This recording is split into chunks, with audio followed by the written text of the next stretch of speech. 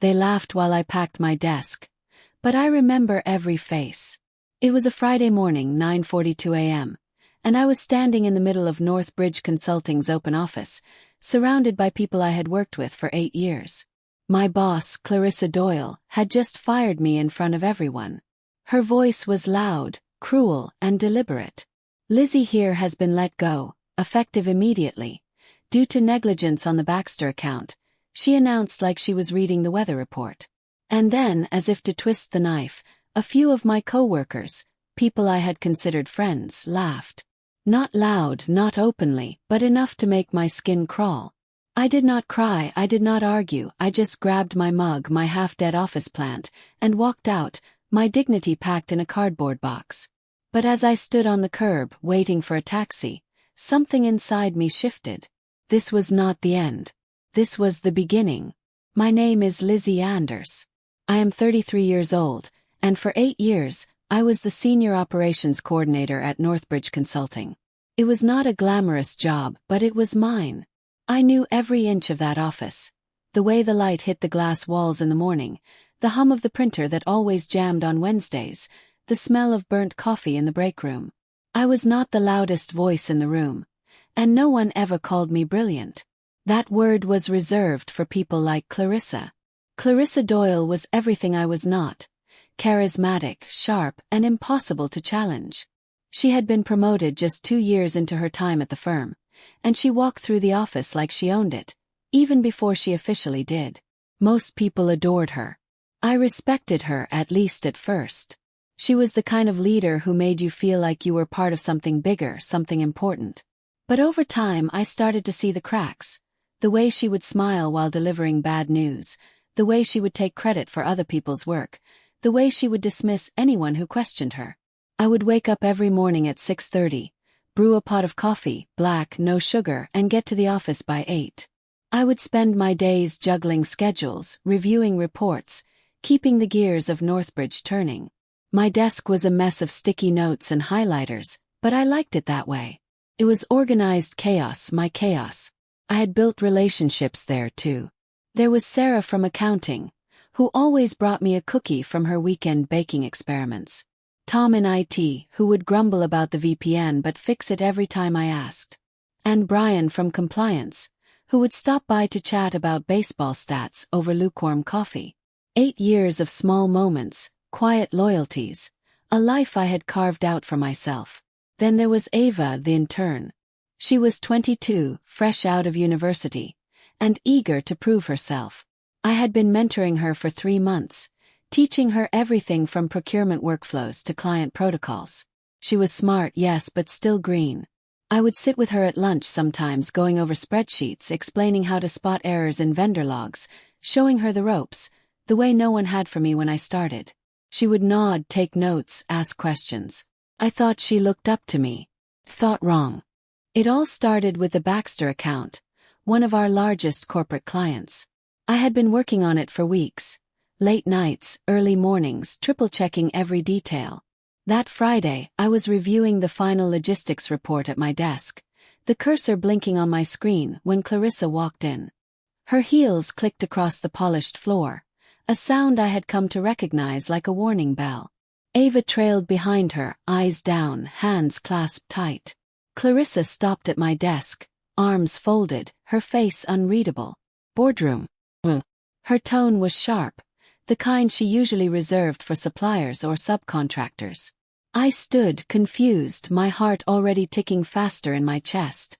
The boardroom smelled like lemon cleaner and stale air. Ava lingered awkwardly near the wall while Clarissa slammed a printed email on the table in front of me. "You sent this file to Baxter without removing the internal projections tab," she said, her voice like ice. I blinked. The document was familiar. Something I had reviewed last Tuesday. But I had not finalized it. "I did not send the file," I said quietly. "I passed it to Ava for final formatting like we agreed." Clarissa's eyes narrowed. "Ava said you told her it was ready." Ava shifted beside her, not meeting my eyes. "I told her to double-check it before sending," I replied carefully. "It was a draft." Clarissa turned to the window, hands on her hips. Do you realize what this has cost us? She said coldly.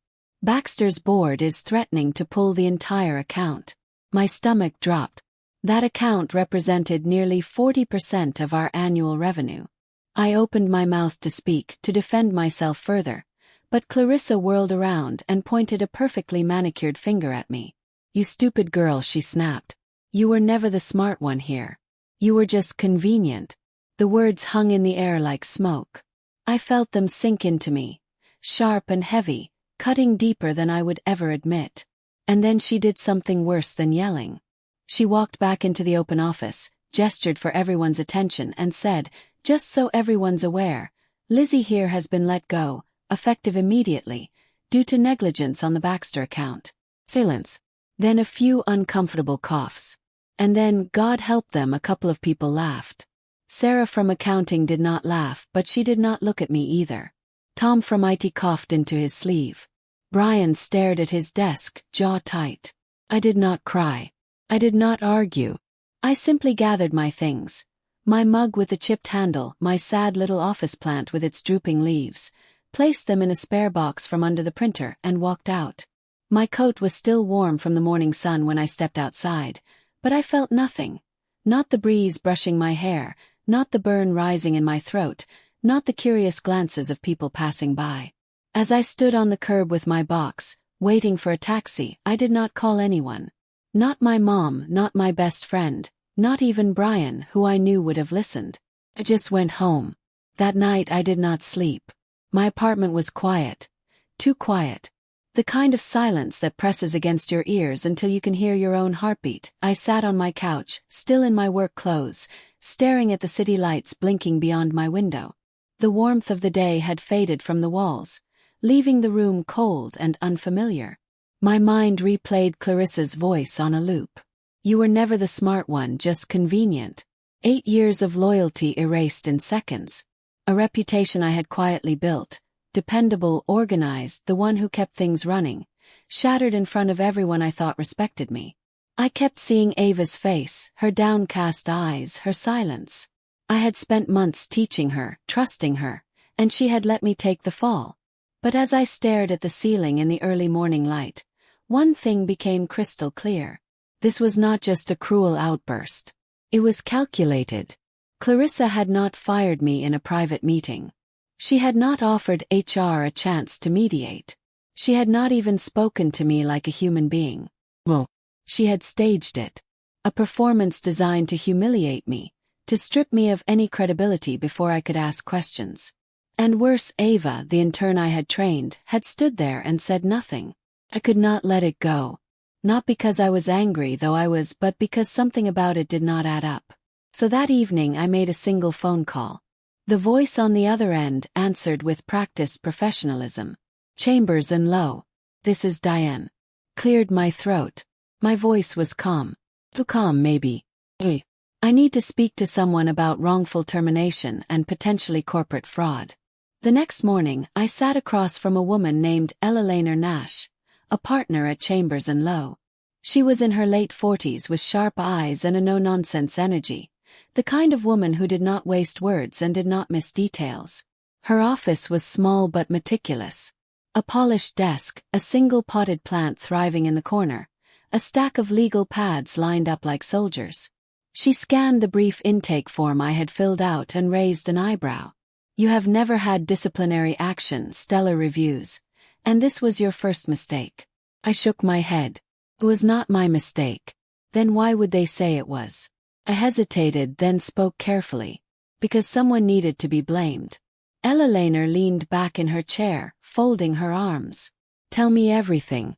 Start from the top. Took over an hour, but I told her everything.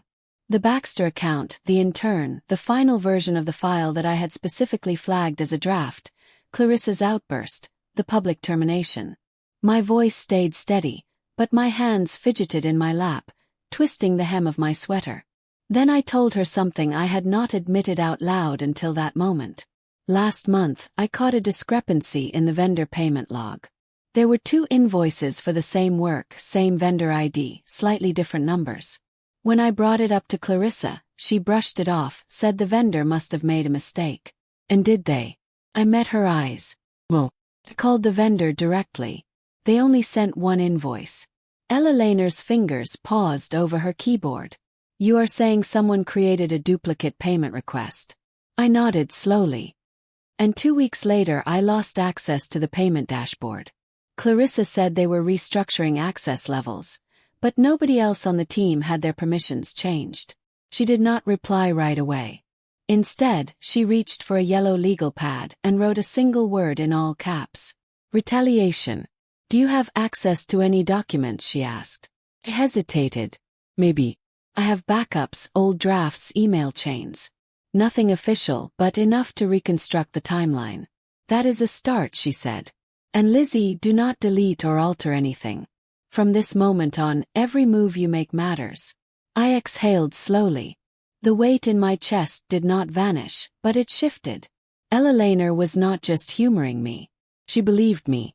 And more than that, she saw something actionable in what I was saying. I left her office feeling unsteady but determined, like I had just stepped onto a tightrope without knowing how far it stretched. That afternoon, I returned to my apartment and dug through my personal drive. I had a habit of saving work to my own cloud folders, not out of paranoia, but because I often worked late at home and hated the company VPN. My desk at home was a cluttered mess. An old laptop glowing in the dim light, a half-empty coffee mug from the morning, a notebook with scribbled to-do lists. I scrolled back through my project archives until I found the Baxter file. There it was. A draft, time-stamped 2 days before the incident, clearly marked preliminary in the file name. Attached to it was an email I had sent to Ava. Hi Ava. Please double-check all tabs and remove internal sheets before sending to Baxter. This is a working draft. L. I stared at the screen for a long moment, my hands trembling. The truth was right there, buried in the quiet places no one had thought to look. I could still hear Clarissa's voice. You stupid girl. But now it sounded hollow, like a mask slipping off. I started pulling other files too. Emails about the vendor logs, notes I had made about the duplicate invoices, timestamps showing when my access was cut. It was not everything, but it was enough to paint a picture. Then, just as I was about to start organizing the files for Eleanor, my phone buzzed. Unknown number. I let it ring once, twice, then picked up. Hello. A familiar voice came through, low and hesitant. Lizzie, it is Ava. My stomach turned. She continued, barely above a whisper. I did not know she was going to do that to you. She told me you had signed off on the file. I was scared. I'm sorry. Cut her off. Ava, why are you calling me? Silence. 'Cause I think she is about to do the same thing to someone else. And there is something you should see. Ava's voice was shaking, but behind the fear, I could hear something else. Guilt. I'm sorry, Lizzie.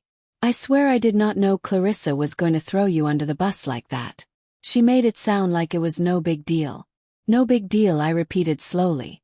She fired me in front of the entire office, Ava. No. I did not think she would actually. Ava stopped, swallowed. Can I come over? I have something to show you. I hesitated. Part of me wanted to hang up, to let the betrayal fester. But the rest of me, the part that had spent the last 48 hours piecing together breadcrumbs, knew better. Come, I said. But bring everything. She showed up 30 minutes later, in jeans and a hoodie. Her normally bright face clouded by something heavier than shame. She looked like she had not slept either. We sat at my dining table, a scratched-up wooden thing I had bought second-hand years ago. I poured her some tea, chamomile, because it is what I had, but she did not touch it. Instead, she opened her laptop and turned the screen toward me. I took a screenshot the day after you were fired. Something about the whole thing did not sit right. On her screen was an internal memo. I had not seen it. It was a list of departmental restructuring notes, dated 2 weeks before the Baxter incident. Right beside my name, there was a single sentence in red text. Pending replacement. Prepare onboarding for Ava. My breath caught. You were going to replace me, Dad, I said flatly. Ava nodded, her voice barely above a whisper. Clarissa told me I would be promoted if I took on more responsibility, that it was part of her leadership development initiative. I did not know she meant she planned this.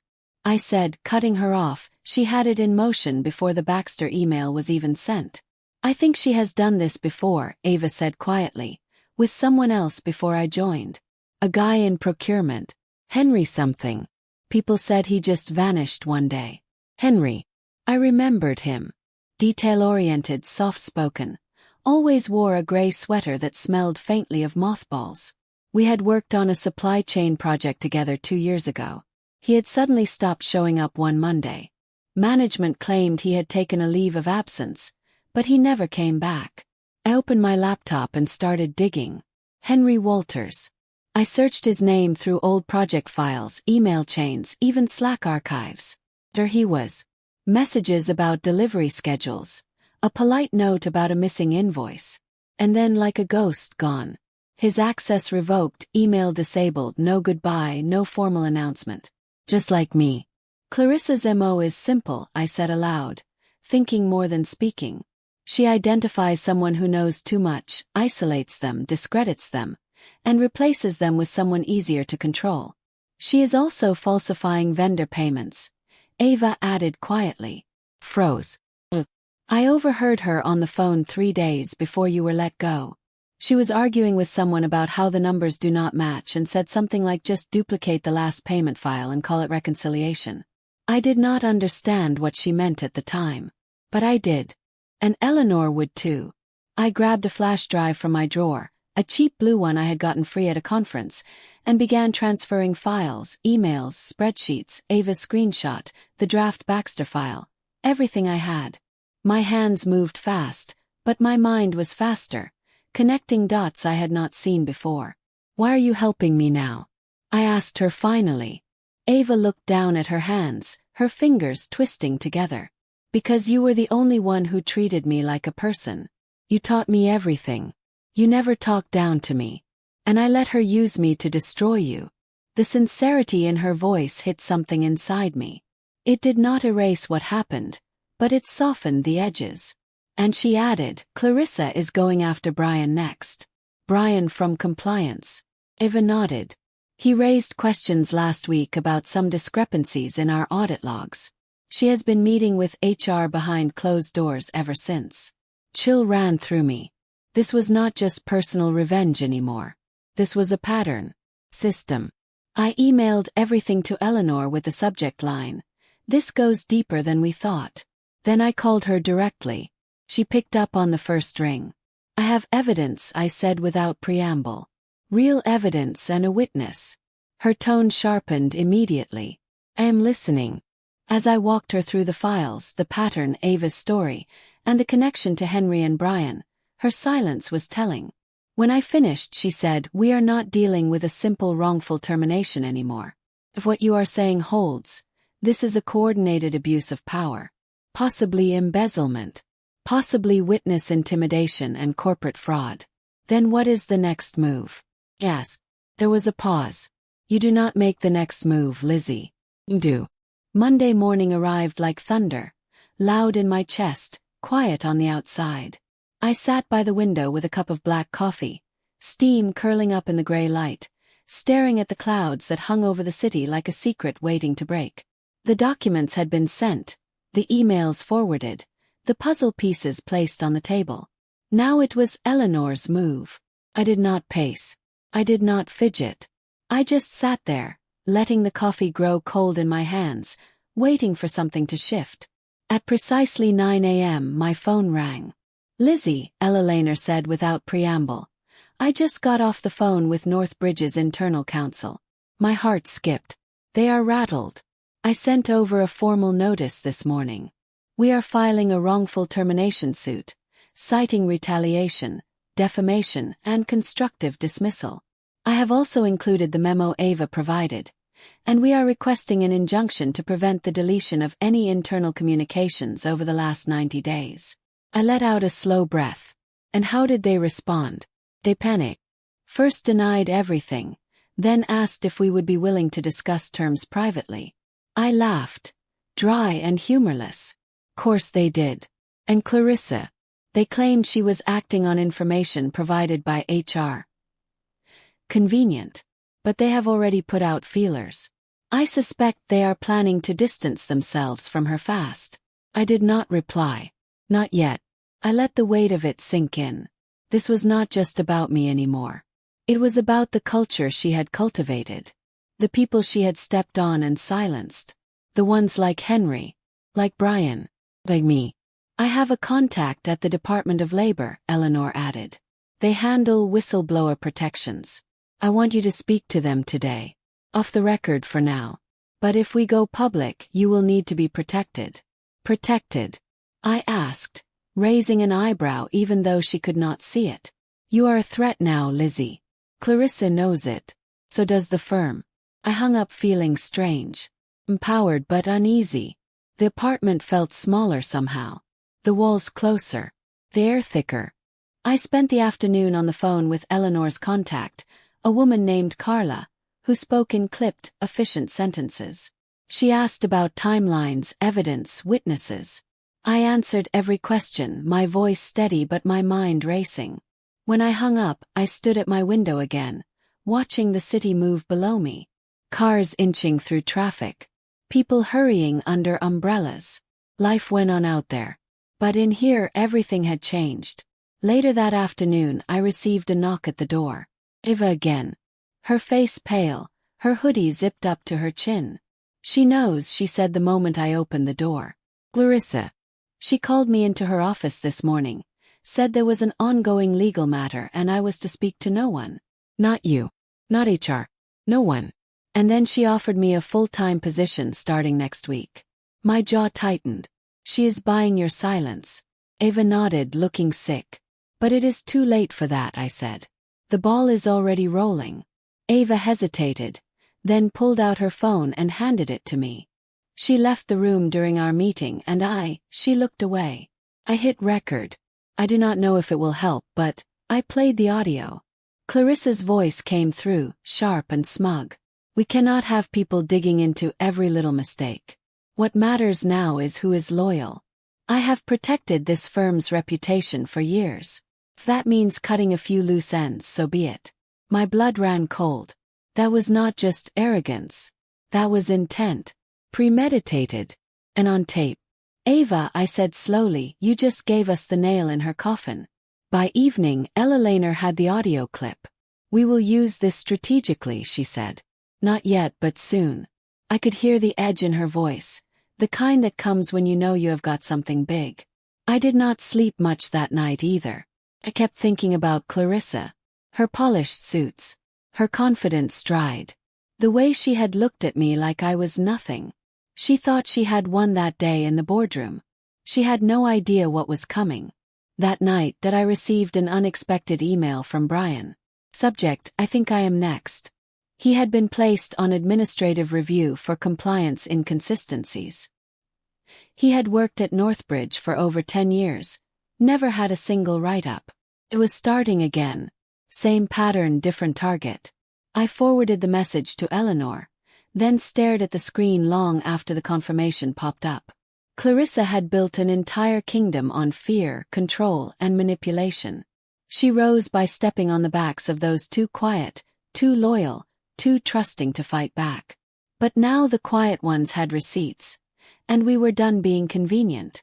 3 days later, Northbridge Consulting froze in place. It started quietly, just a whisper that something was happening. Then, before the end of the week, it was official. An independent legal investigation had been launched. Every department head was notified. Clarissa, usually the first to hold court in morning briefings, was nowhere to be seen. I did not have to be in the building to feel the tremor ripple through its walls. I pictured the glass office, the hum of the printer, the nervous glances exchanged over cubicles. The place I had known so well was shifting under the weight of its own secrets. The internal announcement was polished and vague. To ensure full transparency, the executive team has engaged an external legal firm to review recent employee concerns regarding management conduct and operational processes. We are committed to maintaining the highest ethical standards. But the staff knew. They always do. Behind closed doors, hushed conversations passed from desk to desk. Some whispered that the board was preparing to make changes. Others speculated about Clarissa's absence. One brave junior analyst posted a cryptic message on the company's private Slack thread. Guess the intern was not the only one watching. I smiled when Eleanor read that one to me over the phone. The tide was turning, and I watched it all from the quiet safety of my apartment. Every update came through Eleanor. She is being questioned, she told me late Thursday afternoon. They have already discovered discrepancies in the vendor ledger. Payments processed without formal authorization, duplicate invoices, and 3 different reports that appear to have been altered post-submission. I leaned back in my chair, staring at the ceiling. It is finally happening. It is, Eleanor agreed. But you need to be ready for what happens when they realize just how central you are to all of this. The next morning, I received an official email from Northbridge's legal department requesting an in-person meeting. Representation is welcome, it read. That was all I needed to hear. Eleanor and I arrived together at the firm's downtown headquarters. It was surreal being back. The lobby smelled the same, polished wood and faint perfume. The security guard at the front desk did not meet my eye. A few familiar faces glanced my way, then quickly looked down. No more laughter this time. We rode the elevator in silence, the hum of it vibrating through me, a reminder of all the mornings I had spent here, coffee in hand, ready to face the day. We were escorted to a glass conference room overlooking the city. Inside sat 2 senior partners from the legal firm conducting the investigation, a representative from HR, and a board member I barely recognized. A man with gray hair and a tired expression. Clarissa was not there. Miss Anders, one of the investigators, began. His voice smooth but cautious. Thank you for agreeing to meet with us. We are hoping you can clarify a few matters surrounding your recent termination and related internal concerns. Eleanor spoke before I could respond. My client is prepared to provide full transparency. But I want to be clear. This meeting is not a favor. It is a courtesy. You will treat her with the respect and seriousness she was denied during her employment. The investigator nodded quickly. Understood. I took a breath and laid out everything.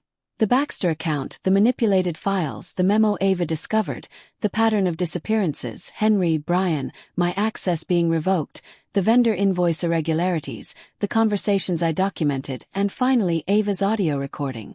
When I pressed play on my phone, Clarissa's voice filled the room. We cannot have people digging into every little mistake. If that means cutting a few loose ends, so be it. No one spoke when the clip ended. The board member pressed his lips into a thin line. The HR rep looked down and scribbled something nervously. We will need to authenticate the source, the investigator said, though his voice was noticeably tighter. Do that, Eleanor replied. In the meantime, my client will be filing a formal whistleblower disclosure. You can either cooperate or fight, but I suggest you start listening. Because this time Lizzie will be heard. I did not say much after that. I did not need to. The evidence spoke for itself. And Eleanor's presence was a wall they could not climb. When we left the building, the air felt different. Lighter, sharper. The city buzzed around me. Horns honking. People rushing by. But I felt still, grounded. Outside, Ava was waiting on the steps, her hands shoved in her pockets. They pulled me into a meeting this morning, she said breathlessly. I told them everything. The fake training program, the false promises, the pressure to backdate documents. I am done covering for her. He nodded. You did the right thing. No, Ava said. You did. I just finally followed your lead. Later that night, I received a message from Brian. Clarissa suspended. The investigation is expanding. They are reopening past terminations. They are calling it a culture audit. Whatever you started, it is working. I sat on my couch, reading the words over and over, letting them settle into me. For the first time in weeks, I allowed myself to exhale fully. Not because it was over, but because the lie was unraveling, and the truth was finally louder than her voice. It was a quiet Wednesday morning when I received the email that changed everything. Subject: Resolution and Reinstatement Proposal. I stared at it for a long time before opening it, the cursor hovering over the screen like it knew what was coming. The message was brief. A formal acknowledgement of wrongdoing.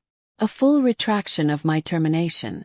Reinstatement of my role with back pay. Continuation of my benefits, pension and seniority. And a final paragraph that felt like more than just words. We recognize that Ms. Anders acted with integrity, professionalism, and concern for the well-being of this organization. We deeply regret the treatment she received, and we thank her for bringing critical issues to our attention.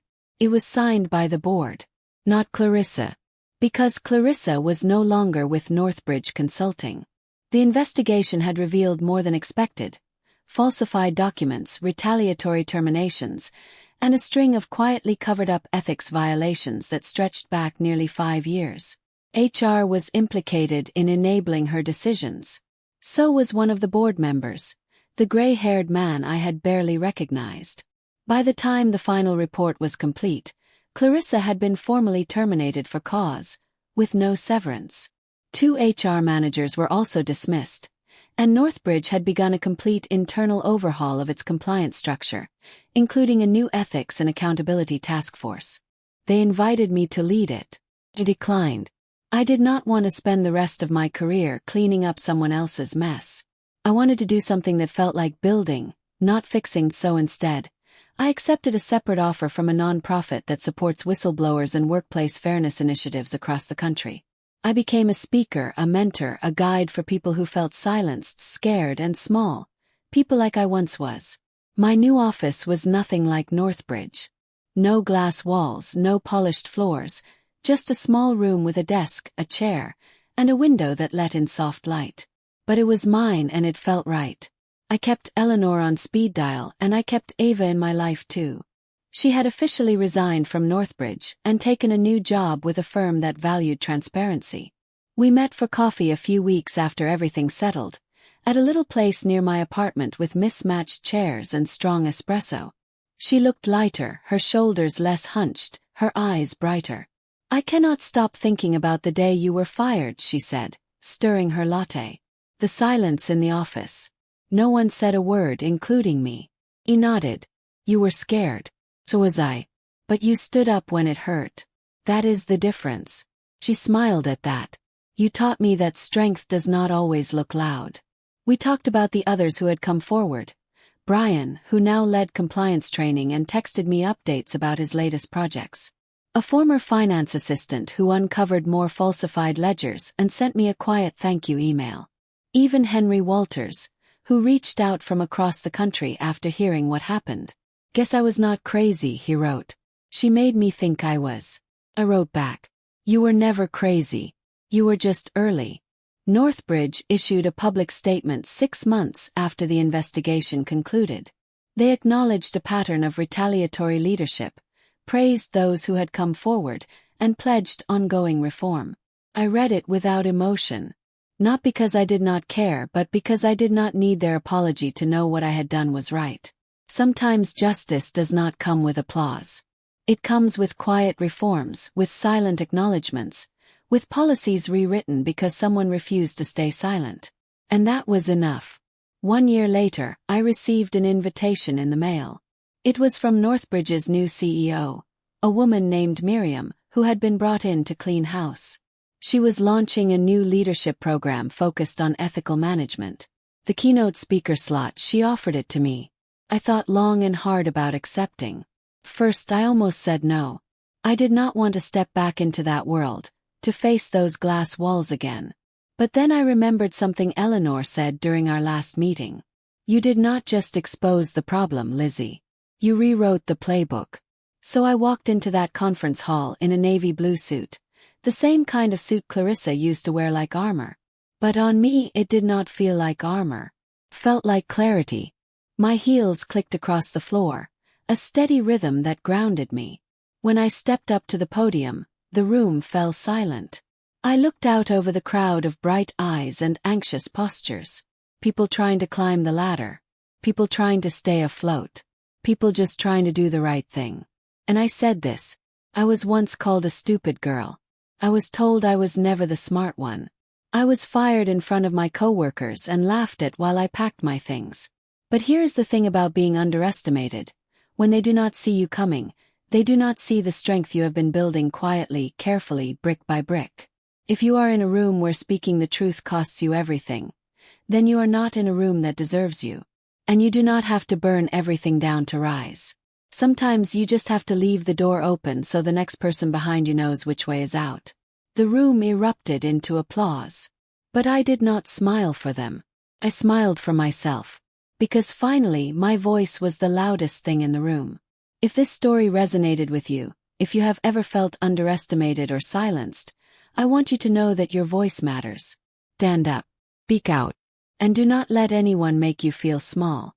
Hit that like button if you believe in the power of truth. Share this video with someone who needs to hear it.